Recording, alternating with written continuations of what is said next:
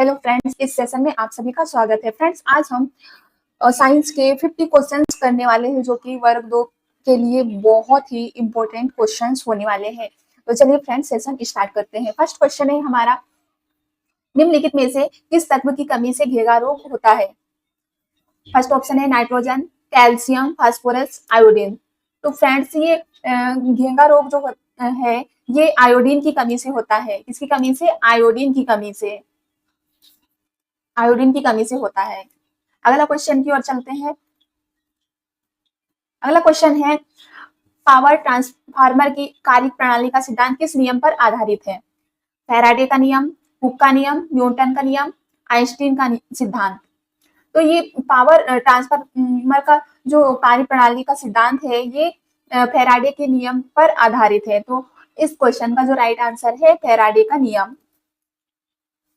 अगले क्वेश्चन की ओर चलते हैं।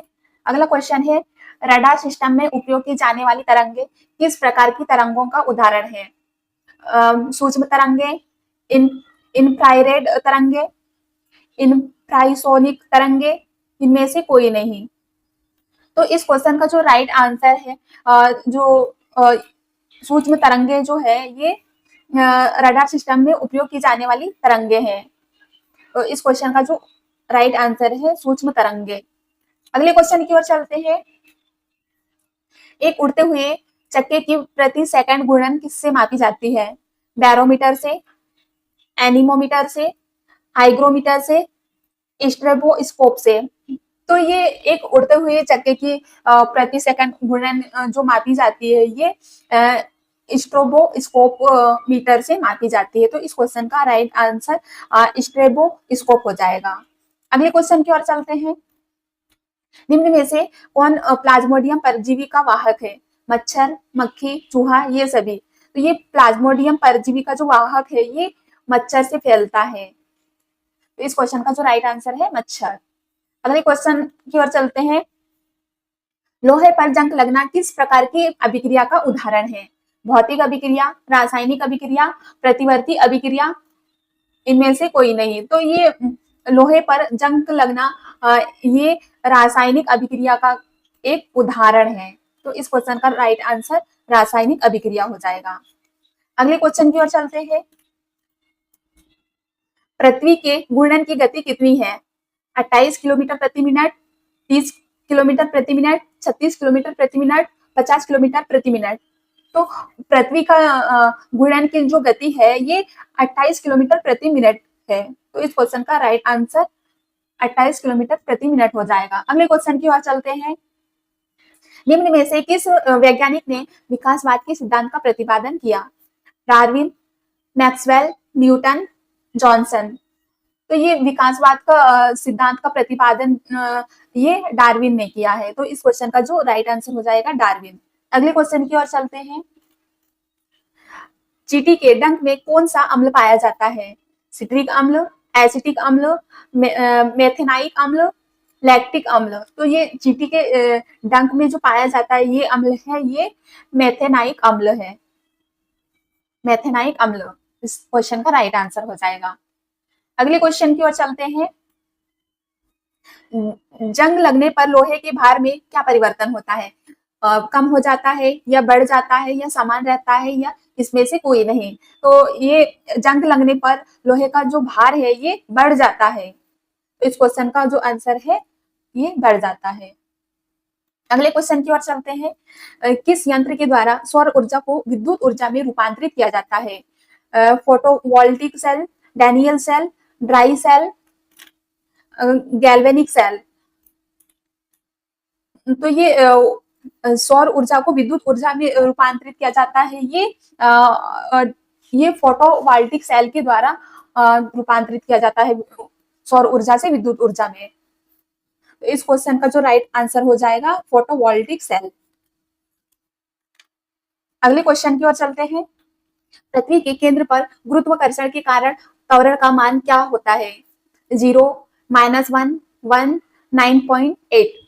तो ये पृथ्वी के केंद्र पर गुरुत्वाकर्षण का त्वरण का जो मान है ये शून्य होता है। और जैसे पृथ्वी से ऊपर जाते हैं, जैसे जैसे ऊपर जाते वैसे वैसे गुरुत्वाकर्षण बल खत्म होता जाता है। तो ये ऊपर जाने पर ये गुरुत्वाकर्षण का जो त्वरण मान होगा ये 9.8 हो जाएगा, और पृथ्वी पर जो गुरुत्वाकर्षण का त्वरण का मान है ये 0 होता है। तो इस क्वेश्चन का जो आंसर हो जाएगा 0। अगले क्वेश्चन की ओर चलते हैं। कम तापमान को मापने वाले यंत्र को क्या कहा जाता है? Hygrometer, cryometer, pyrometer, tachometer. तो ये कम तापमान को मापने वाले यंत्र को क्रायोमीटर कहा जाता है। तो इस क्वेश्चन का जो राइट आंसर हो जाएगा क्रायोमीटर। अगले क्वेश्चन की ओर चलते हैं। मनुष्य के सुनने की क्षमता कितनी होती है? 20 हर्ट्ज से 2000 हर्ट्ज, या 20 हर्ट्ज से 20,000 हर्ट्ज, 20,000 हर्ट्ज से अधिक, या 200 हर्ट्ज से 20,000 हर्ट्ज। तो व्यक्ति को जो सुनने की जो क्षमता है ये 20 हर्ट्ज से 20,000 हर्ट्ज की जो क्षमता है, ये व्यक्ति को सुनने की जो क्षमता है। तो इस क्वेश्चन का जो राइट आंसर है 20,000 हर्ट्ज से 20,000 हर्ट्ज। अगले क्वेश्चन की ओर चलते हैं। यदि निर्वात में लोहा, कागज और पत्थर के टुकड़े को एक साथ गिराया जाता है तो कौन पृथ्वी की सतह पर सबसे पहले गिरेगा? लोहा, कागज, पत्थर, या तीनों एक साथ गिरेंगे? तो ये निर्वात में लोहे और कागज पत्थर के टुकड़े को एक साथ गिराया जाएगा, तो ये पृथ्वी की सतह पर तीनों एक साथ गिरेंगे। तो इस क्वेश्चन का राइट आंसर हो जाएगा तीनों एक साथ। अगले क्वेश्चन की ओर चलते हैं। निम्नलिखित में से कौन कांच का सबसे महत्वपूर्ण घटक है? क्वार्ट्ज, माइका, सिलिका, इनमें से कोई नहीं। तो कांच का सबसे महत्वपूर्ण घटक जो है ये सिलिका है। तो इस क्वेश्चन का जो राइट आंसर हो जाएगा सिलिका। अगले क्वेश्चन की ओर चलते हैं। पदार्थ का परमाणु सिद्धांत किस वैज्ञानिक ने दिया था? मैक्सवेल ने, पास्कल ने, जॉन डाल्टन ने, या न्यूटन ने? तो पदार्थ का परमाणु सिद्धांत जो है ये जॉन डाल्टन के द्वारा दिया गया है। तो इस क्वेश्चन का जो राइट आंसर हो जाएगा जॉन डाल्टन। अगले क्वेश्चन की ओर चलते हैं। वॉशिंग मशीन किस सिद्धांत पर कार्य करता है?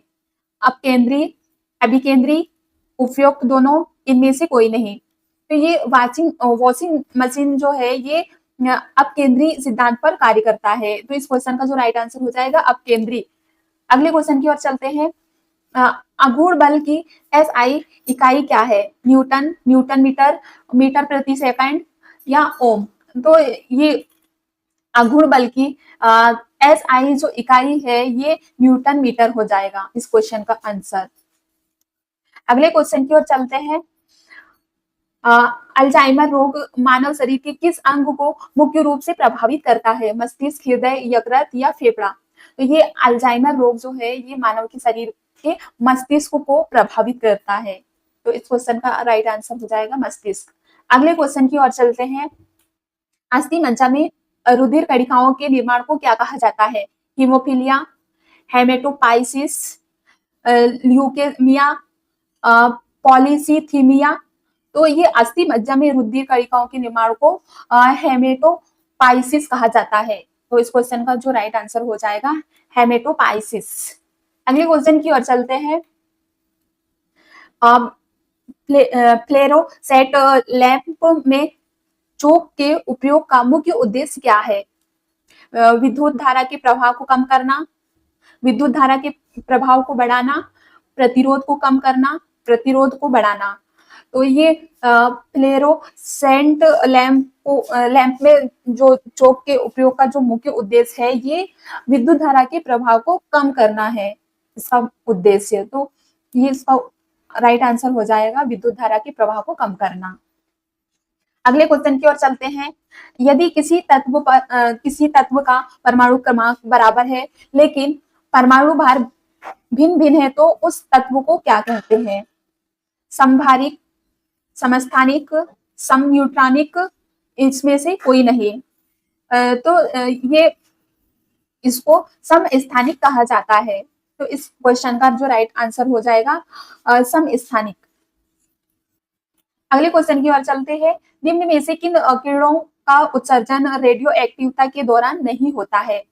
अल्फा किरणें, गामा किरणें, बीटा किरणें, कैथोड किरणें। तो ये रेडियो एक्टिवता के दौरान नहीं होता है। ये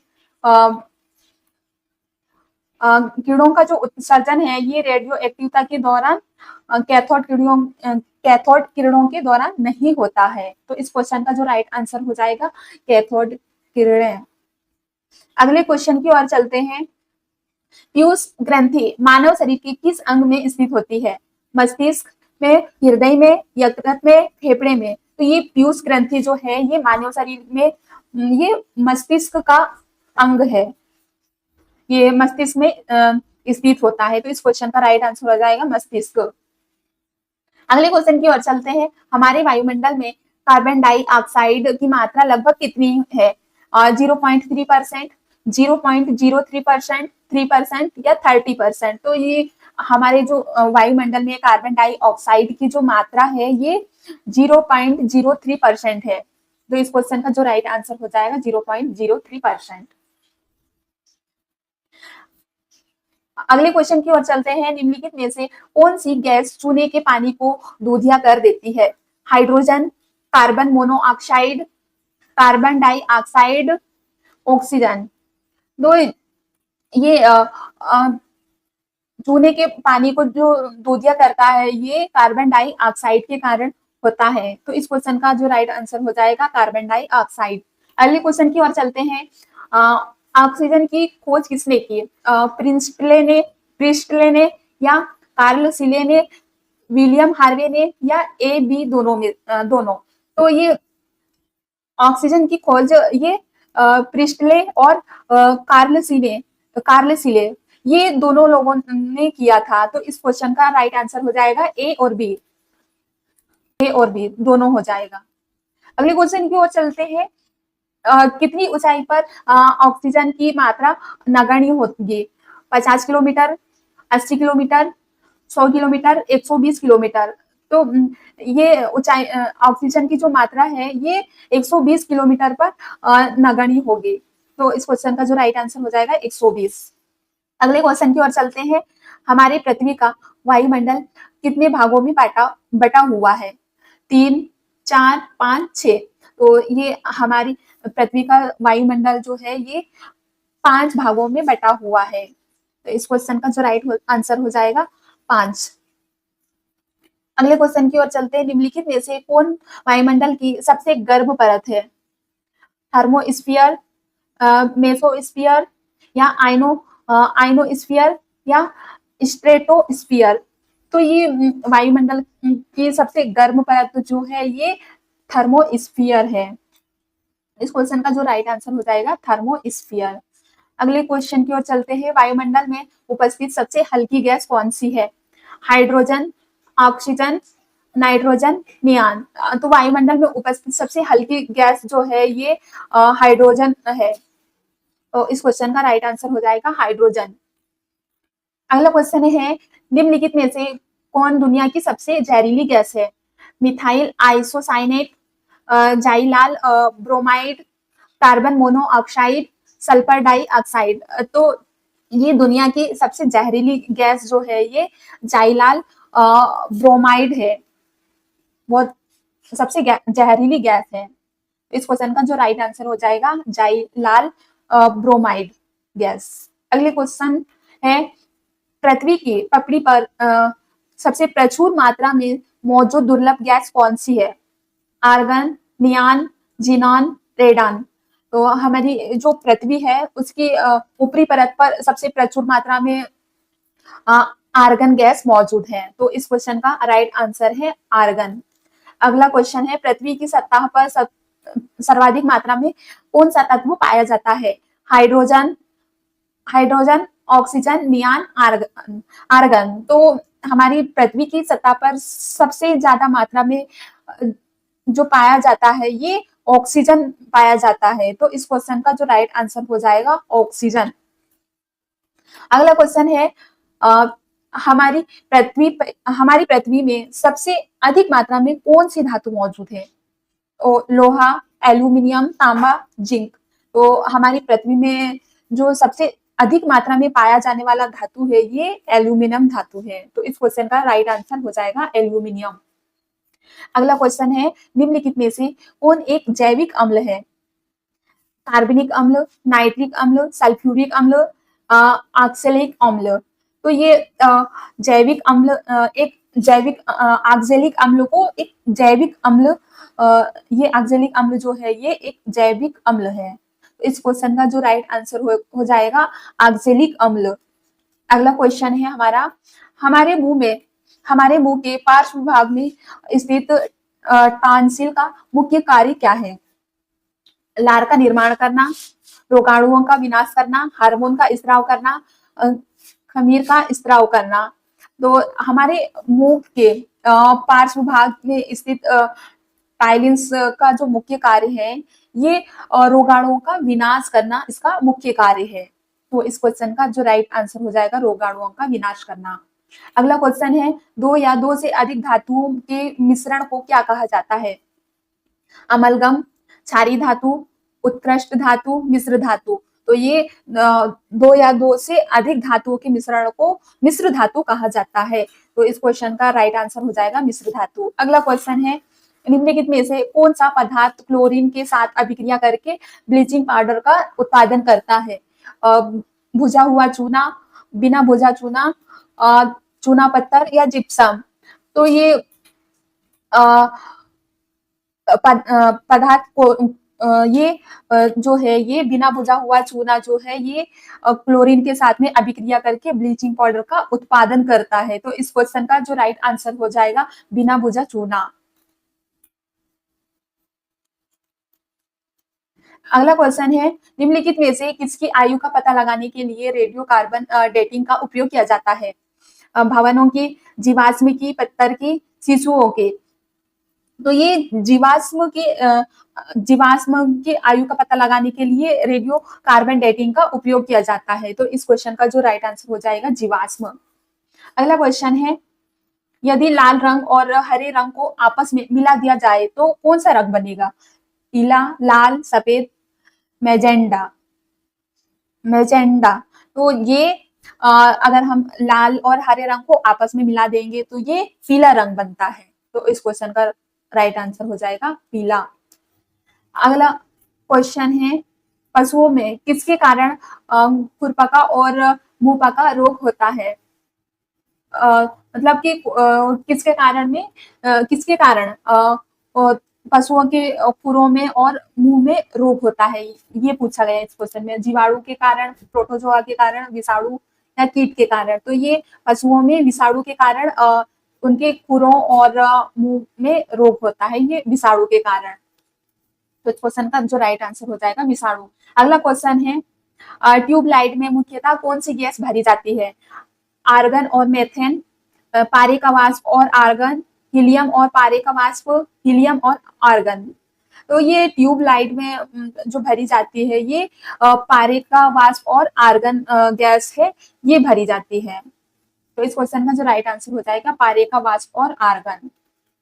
अगला क्वेश्चन है, ठोस की शुद्धता का निर्धारण किसके द्वारा किया जाता है? क्वथनांक बिंदु के द्वारा, हिमांक बिंदु के द्वारा, गलनांक बिंदु के द्वारा या इनमें से कोई नहीं। तो ये ठोस की शुद्धता का निर्धारण जो है ये गलनांक बिंदु के द्वारा किया जाता है। तो इस क्वेश्चन का जो राइट आंसर है गलनांक बिंदु के द्वारा। भौतिक संतुलन के सिद्धांत पर कार्य करता है? संगीत के सिद्धांत पर, ऊर्जा संरक्षण के सिद्धांत पर, संवेग संरक्षण के सिद्धांत पर या समांतर बल के नियम पर। तो ये भौतिक संतुलन जो है ये समांतर बल के नियम पर कार्य करता है, समांतर बल के नियम पर। इस क्वेश्चन का जो राइट आंसर है समांतर बल के नियम। अगला क्वेश्चन है, निम्नलिखित में से किस धातु को चाकू से आसानी से काटा जा सकता है? सोडियम को, एल्यूमिनियम को, पोटेशियम को, प्लेटिनम को। तो ये सोडियम जो धातु है इसको चाकू से आसानी से काटा जा सकता है। तो इस क्वेश्चन का जो राइट आंसर है सोडियम। अगला क्वेश्चन है, न्यूलैंड के अनुसार उस समय प्रकृति में कुल कितने तत्व मौजूद थे? 64, 65, 56, 46। तो न्यूलैंड के अनुसार उस समय प्रकृति में कुल 56 तत्व मौजूद थे। तो इस क्वेश्चन का जो राइट आंसर हो जाएगा 56। अगला क्वेश्चन है, निम्नलिखित में से किसमें स्थितिज ऊर्जा होगी? बांध के पानी में, उड़ता हुआ वायुयान में, या गिरता हुआ नारियल में, या उपयुक्त सभी में? तो ये स्थितिज ऊर्जा जो होगी ये बांध के पानी में होगी, बांध के पानी में। तो इस क्वेश्चन का जो राइट आंसर हो जाएगा बांध के पानी। अगला क्वेश्चन है, कैपिटल जी का मान ज्ञात किया था? न्यूटन ने किया था, या डाल्टन ने किया था, जे थॉमसन ने, या हेनरी कैवेंडिश ने? तो ये कैपिटल जी का जो मान है ये हेनरी कैवेंडिश ने ज्ञात किया था। तो इस क्वेश्चन का जो राइट आंसर हो जाएगा हेनरी कैवेंडिश। तो फ्रेंड्स आज के लिए इतने ही क्वेश्चन हैं। Thank you, thanks for watching.